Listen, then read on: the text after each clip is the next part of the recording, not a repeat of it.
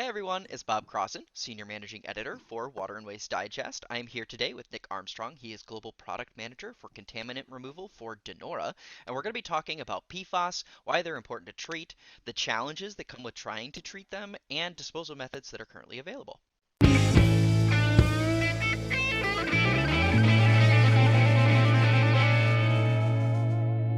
So Nick, thank you so much for being here. We appreciate you being here and talking about this issue.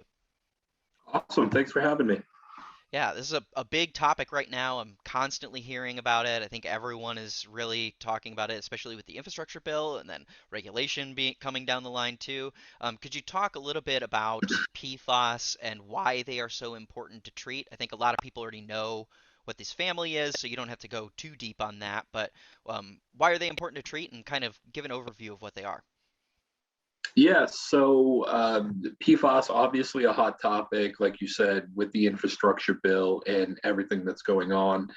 You know, Denora and other water companies, we've all got this on our bingo card of um, contaminants that we're looking to treat, remove, and ultimately destroy from the water. And the reason why removing them from water is so important is because there is some health risks that have been identified uh, in conjunction with PFAS. Hmm. And PFAS is it's been identified everywhere, right? From plants to humans to animals. You know, I saw a study that said they found it in polar bears in the North Pole. You know, Oh my there's no gosh. there's no companies up there, but it's made its way in to kind of everyday life. And the number one exposure for humans at this point is really drinking water. So we want to target at least that one area to be able to remove. There's other parts of wastewater and et cetera that can be treated for PFAS, but removing it from that number one source, human impact source, drinking water is really key. Yeah. So what makes them difficult to treat? I think from my understanding, because this is such a huge family of chemicals, identifying them for one is already a problem, but then also so you have the detection element, but then you have the treatment element. Could you talk about what really makes them difficult to treat and kind of how you guys are trying to approach it at Denora? Yeah, so the treatment of PFAS is obviously still very fluid. Yeah. PFAS has the PFAS is like saying the word metal or plastic. There's iron, there's steel, you know, there's polypropylene. PFAS covers a wide range of things, and it's really it's a human made problem. It's a chemical compound, and not all of them have really been identified. And as ones get identified, there's new ones that are being created. So there's no real great structure right now as to what PFAS is, and then there's not a real standardized approach, really from a government level, on what a safe limit is, and that's really up to state by state at this point, and some of that is still very fluid. So that makes treating it very difficult. Yeah, yeah, because of that regionality and state by state thing, you have to go to each individual state to find out what the limits are. I know the federal government has announced that they are interested in doing this and are trying to get something on the books. It sounds like by 2023, but that's a really aggressive timeline. So there's a lot to that. But what are some of the technologies that are currently being used to try and treat PFAS? In the drinking water realm, the technologies that are most effective and most common, I would say RO, so reverse osmosis, is probably the most effective at removing PFAS, but it comes with a lot of infrastructure. Those are pressure membranes. You need a lot of pumps. You need a lot of energy in order to do that. And that might work well for maybe a small under the counter in your home solution. Hmm. But when you're talking about municipalities and supplying water to mass people, that's traditionally not the optimal solution. That in itself also has a reject stream that's inherent with reverse osmosis. So now that's got all the PFAS in it. So that's still essentially moving the problem from one area to another, right? It's gone from drinking water into a wastewater stream. The media that has been probably most widely used is granular activated carbon, or better known as GAC. That's been used. It's tried and true. It's been used in water treatment for ever now, and it is effective at removing PFAS as well. Mm-hmm. The up and coming technology would be the use of ion exchange. And the reason that ion exchange is so interesting is because it has a shorter empty bed contact time, meaning that your systems can now come down in size, but they're specially formulated specifically to target the PFAS. So anion, cation, positive, negative charges, they attract, so it sticks to the bead. But now you've got the PFAS on the bead. So with ion exchange and GAC, it's a single-use media at this point. Mm-hmm. And we've just seen come out in the news recently, the DoD kind of putting a temporary halt, and what temporary means, that's still to be defined, on the incineration of PFAS. So what impact does that have on GAC and ion exchange, knowing that that's essentially the destruction process that they go off to? Mm-hmm. Now, there are some additional technologies that are being developed either by Denora or others in the marketplace that you see when you go to these conferences. So like foam fractionation, which is essentially they're bubbling the PFAS out, creating a foam. Kind of looks like a middle school science project when you make the volcano. So as the foam comes out, the PFAS is trapped in the foam, and then that's a concentrated stream that then can be further treated.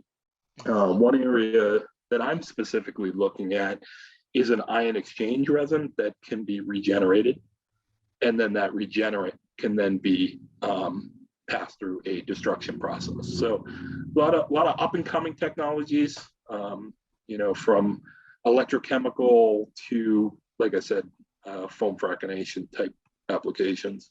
Yeah. So when it comes to these treatment options, how can utilities optimize them for their particular application? Because it sounds like footprint is a big part of the question, depending on what you choose.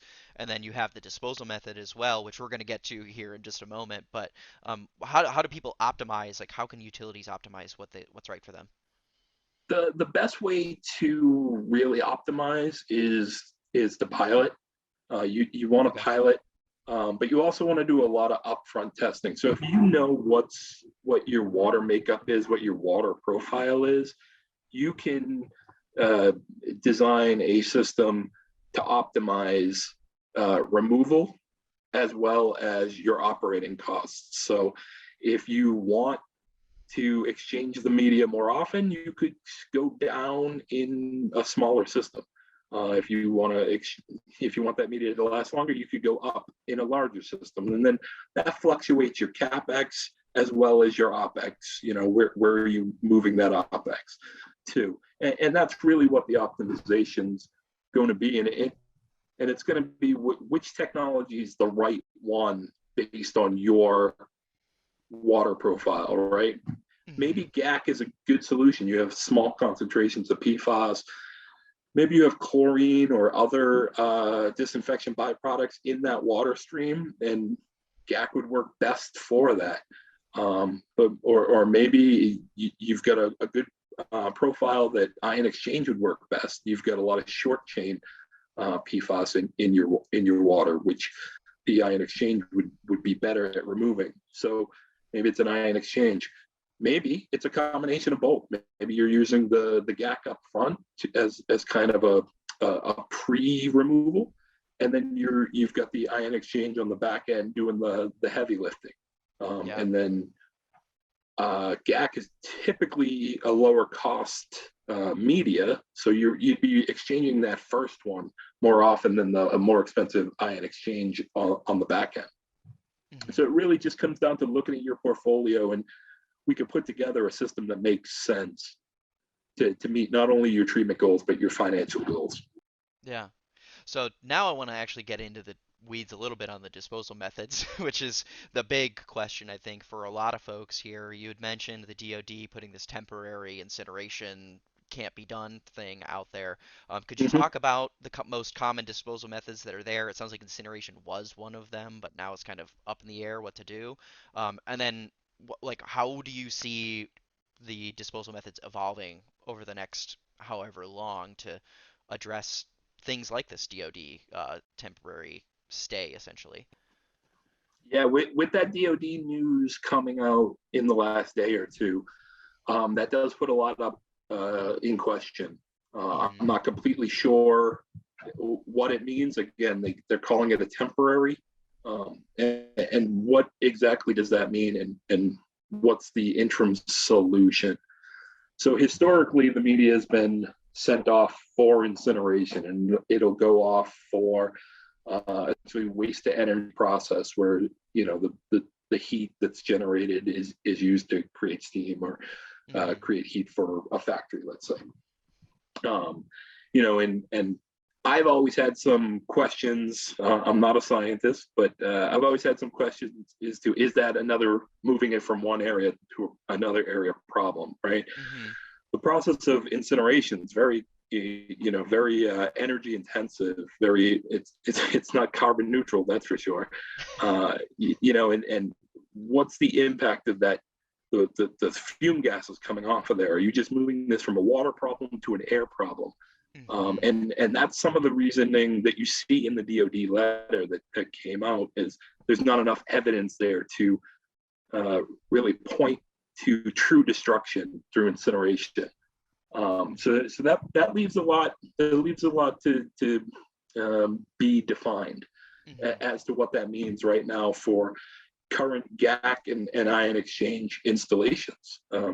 If they've got a changeout coming, what are they doing with that media? Do they need to put that somewhere in a place where it can't leach into the ground while it's sitting around? Um, and what is the next steps? So if we want to get into the next steps a little bit, Yeah, let's go. um, that's where you know there needs to be destruction processes in place that aren't incineration, that they're true destruction processes. And like I said at the beginning of the call, we are working on an electrochemical process through a partner in the industry to regenerate ion exchange, pass that through this device that would then um, destroy the PFAS. It would break those CF bonds. Mm. And by doing that, now you've got a waste stream that's potentially could go down the drain or could go off to a wastewater facility for further treatment without the impact of concentrating the PFAS and essentially continuing the cycle. Yeah, yeah. Well, because that's one of the challenges and one of the things, not to get too deep in the weeds on that too. There's also this question of CERCLA and RCRA and how that would get involved with the liabilities for utilities or incinerators or disposal. Like, there's a lot of moving parts to that. But Yeah, so, a lot of people wouldn't want to send their contaminated media to a landfill, for example, because if they sent it yes, to a landfill and the laws change, they're now on the hook for something they dumped 5 years ago. yeah. So incineration has always been the way to go. Yeah, so one of the things you mentioned there was breaking down that bond. I know that this bond is a particularly strong one in terms of chemistry. Could you talk a little bit about what you can talk about in regards to how that bond is broken with this technology? I'm not able to speak about that at this Okay. point. Totally understand. Well, how is other than this disposal method, what other ways is Denora looking to try and solve some of the problems that they're seeing in this PFAS realm of treatment and disposal? So from a PFAS treatment level, the work that we've done, we've standardized our systems and our offering to be more of an off the shelf kind of build your own Lego set of water systems to kind of take some of that guesswork out, take some of that engineering work out of it so that you can build a system and with the expertise and knowledge that we have here, we can look at that water profile that I mentioned earlier and kind of guide you through and say, well, you'd want a system approximately this size. Hmm. And you can go through, pick it, boom, boom, boom. And then that system, because it's been standardized, it's been optimized for the media. So you're getting optimal flow through whether it be ion exchange or GAC, so that we can utilize as much of that media as possible, therefore extending your exchange. And then we've got some unique features in the system too, as far as inlets and outlets to further optimize and ensure that bed the media bed performs to its optimal performance. Yeah. Cool. Well, thank you so much for being here and chatting with us about this, and I'm looking forward to seeing the things that you guys have on the horizon. I'm really really intrigued. I'm sure that others watching are intrigued as well. And for those others who are watching, check out our video description below. We'll have some links to some Denora resources on this, as well as some resources on our website about what PFAS is, so you can learn a little bit more about that there. But thanks again, Nick. Appreciate your time. Yeah, I appreciate it. And if your viewers have an opportunity for pilot testing, they're welcome to reach out to me.